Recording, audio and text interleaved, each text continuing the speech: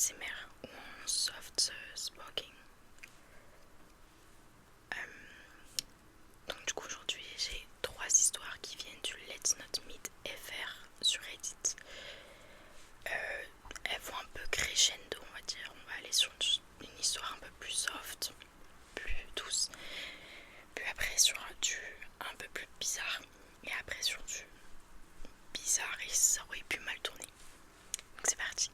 Alors, au moment des faits, Lucie, bien sûr tous les prénoms que j'utiliserai pour la vidéo sont des faux prénoms. Donc cette fameuse Lucie a 13 ans et sa passion dans la vie, c'est la lecture. Elle aime tellement lire qu'elle en lit tous les jours, mais c'est que surtout le samedi, elle va à la bibliothèque, qui est la bibliothèque d'à côté de sa ville. Le plus souvent, elle y va pour lire environ 5 heures, soit le matin, soit l'après-midi.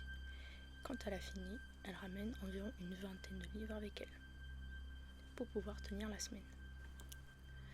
Un samedi, en plein hiver, elle décide d'aller en après-midi à la bibliothèque. En sortant de son bus, son gros sac à dos sur elle, elle se dirige vers la bibliothèque, en sachant qu'il y a environ une dizaine de minutes de marche avec plusieurs passages piétons. Sur un de ces passages piétons, une voiture s'arrête à ce passage piéton en sachant qu'elle est prioritaire. Du coup, Lucie décide de dire au conducteur d'avancer. Elle le remercie plusieurs fois en lui disant d'avancer, mais il ne fait rien. Il attend. En voyant qu'il n'avance pas, elle décide d'avancer en le remerciant plusieurs fois.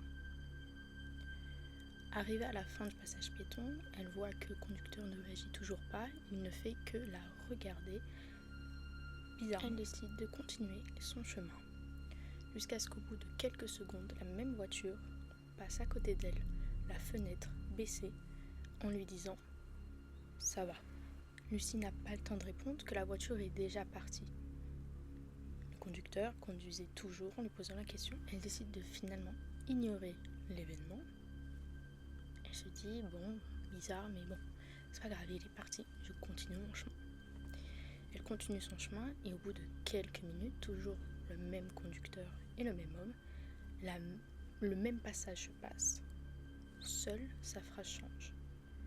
Elle dit « je t'ai posé une question ». Elle ne répond toujours pas et n'a toujours pas le temps car la voiture est encore partie. De loin, elle voit que la voiture change de direction pour se trouver juste en face du passage piéton qu'elle va emprunter. En arrivant, la voiture s'arrête avec la fenêtre toujours baissée et lui repose la même question. Ça va ? Elle ignora, mais lui, il insiste. Il continue à lui poser la même question. Ça va ? Plusieurs fois. Au bout d'un moment, se retrouvant vers le milieu du passage piéton, il insista encore et elle décida de se retourner. Il lui reposa la même question et elle décida de lui répondre.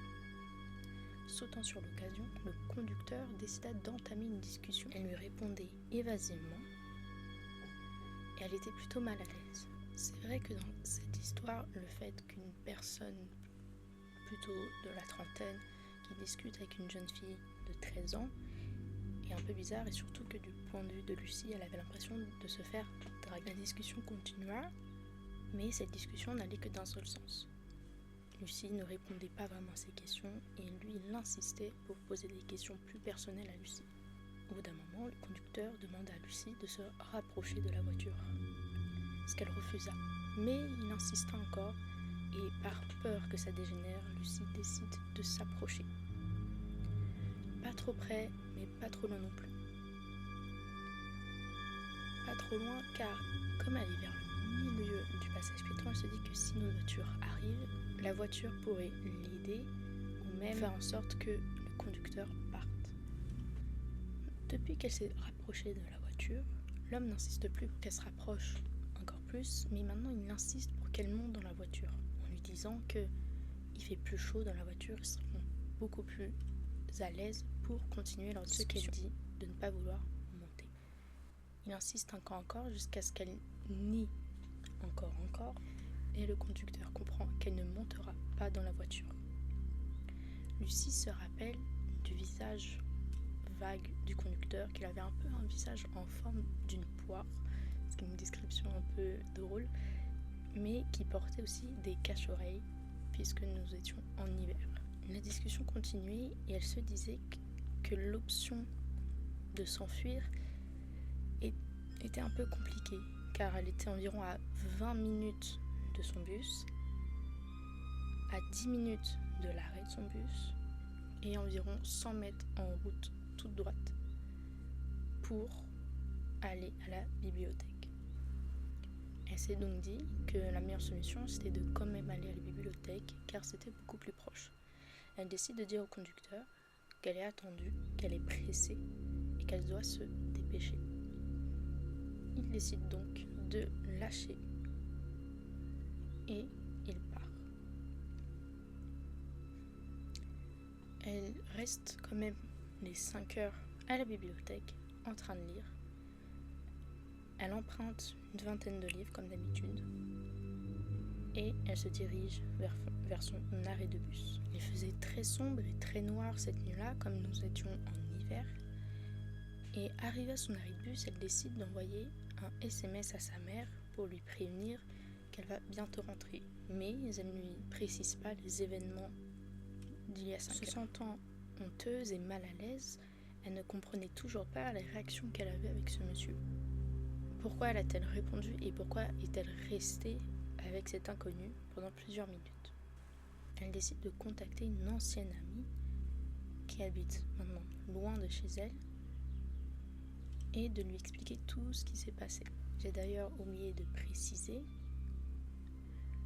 que quand le conducteur l'a laissé partir, il lui avait demandé son numéro de téléphone, ce qu'elle avait répondu « Je n'en ai pas ». En contactant son amie, en lui racontant tout, elle entend devant elle une voiture passer, mais surtout quelqu'un qui lui dit « Je savais que tu avais un téléphone ». Puis la voiture part. Elle monte un peu en panique dans son bus en se disant que s'il a pu attendre 5 heures dehors jusqu'à ce qu'elle sorte et qu'elle aille à son arrêt de bus, il aurait pu suivre simplement son bus.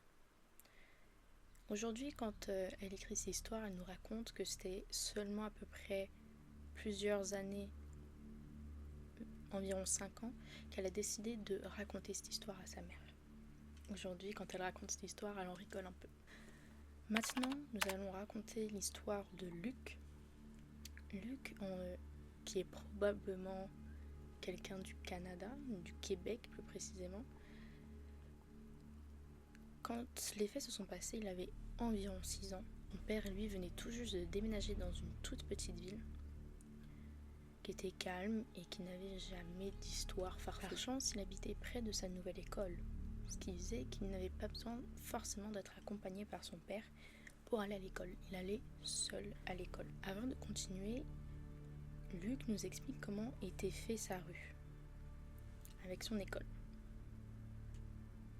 Il y avait une haie avec une barrière grillagée, avec un mini trou qui pouvait laisser passer un petit chien, vraiment petit, pas vraiment moyen ni gros, vraiment un petit chien. Mais on ne pouvait voir le trou que de l'intérieur. De l'extérieur, on ne voit pas le trou. Il est impossible de le distinguer. De l'autre côté de cette rue, il y avait une barrière, un chemin de randonnée qui menait au parc qui était très proche de chez lui. Ces éléments-là sont très importants pour la suite de l'histoire. Chaque jour, pendant des mois, il allait à l'école vers 6h et revenait vers 17h30. Vu qu'il revenait à pied, il connaissait les parents qui venaient chercher les enfants à la fin. Un jour, en sortant de l'école, il reconnaît bien sûr tous les parents de tous ses camarades, mais seulement un monsieur l'a intrigué. Il ne l'a jamais vu et il ne faisait que de regarder les parents avec les enfants. Il était un peu bizarre, mais il se dit « Bon, Ok. Étant un petit peu peureux ou ayant peur d'avoir quelque chose, il trace vers chez lui. Pendant plusieurs jours, il remarqua que l'homme était là en train de regarder les parents aller chercher leurs enfants. En fin de journée, il entame la route vers chez lui, qui dure entre une quinzaine et vingtaine de minutes. À un moment, quand il commence à marcher, il remarque que l'homme est toujours là, il est bienvenu aujourd'hui. En continuant son trajet, il remarque que l'homme n'est plus dans son champ de vision. Il a disparu. On entrait là aussi un peu vers l'hiver, donc du coup, le soir il faisait nuit noire très rapidement. Au bout d'un moment, il remarqua que l'homme est derrière lui, mais il s'est changé. Il a un sweat noir, un pantalon noir et des gants noirs. Il tient quelque chose dans sa main.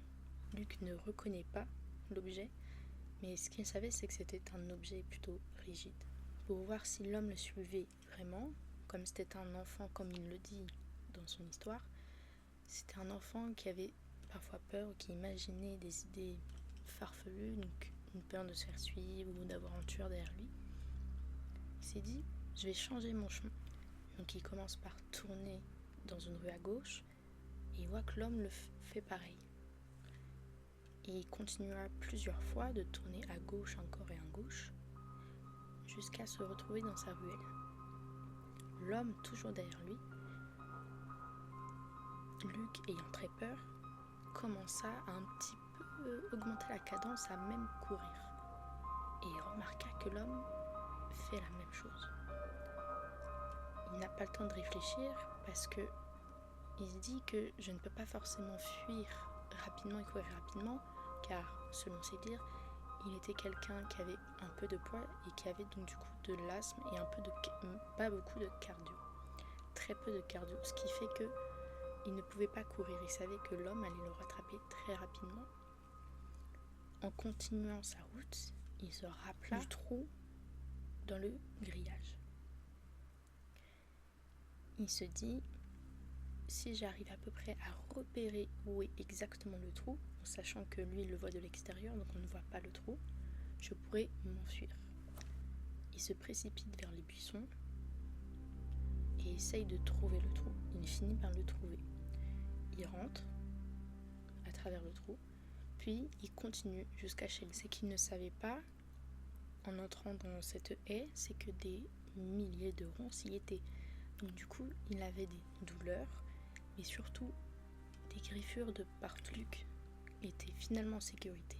L'homme s'est mis à crier. Et surtout à bouger de tous les sens l'objet qui était dans sa main. Luc, maintenant ayant un peu plus de lumière grâce à la rue, il remarqua que l'objet qui était dans la main de cet homme était un couteau d'à peu près 15 cm. Plus précisément de 6 pouces. L'homme a essayé de rejoindre Luc en essayant de trouver le trou où Luc est passé, mais grâce aux ronces, l'homme se faisait extrêmement mal et Luc, par énorme frayeur, s'est mis à courir vers chez lui et à rentrer très rapidement. Arrivé chez lui, Luc en parle très rapidement à son père et son père étant de sang plutôt chaud, a directement contacté la police. Mais quand la police et le père de Luc se sont rendus là où il y aurait dû avoir l'homme avait disparu. Maintenant, nous allons passer à l'histoire de Alice, qui est une histoire un peu spéciale, qui est au début bizarre et puis plus naturelle après. Quand elle nous raconte les faits, cela s'est passé il y a plusieurs années. Elle devait avoir environ 15 ans, elle ne se rappelle plus exactement. De nos jours, elle en a 18. Un soir, elle se décide d'aller se coucher plus tôt, après une journée complètement basique. Vers minuit, elle se réveille car elle a la sensation que quelque chose ne se passe pas comme prévu, que quelque chose de bizarre arrivait. Elle descend et voit sa mère complètement paniquée au téléphone. L'interlocuteur qui est au téléphone est un policier qui explique à la mère de Alice qu'un homme vivait chez son père, qui est le grand-père d'Alice, car apparemment la personne ne vivait plus ici, car elle était décédée. En sachant que le grand-père d'Alice n'est absolument pas mort et qu'il vivait seul, car la grand-mère d'Alice était décédée il y a plusieurs années, quand sa mère avait 16 ans. Au moment des faits, le grand-père devait avoir environ 65 ans, ce qui fait que ce serait un peu bizarre qu'il soit décédé sans que la famille soit au courant, en précisant que le grand-père à ce moment-là avait des problèmes de santé, ce qui aurait été vraiment bizarre que la famille ne soit pas au courant du décès du grand-père. De plus, le grand-père avait une chienne qui s'appelait Témini, qui dormait principalement dehors.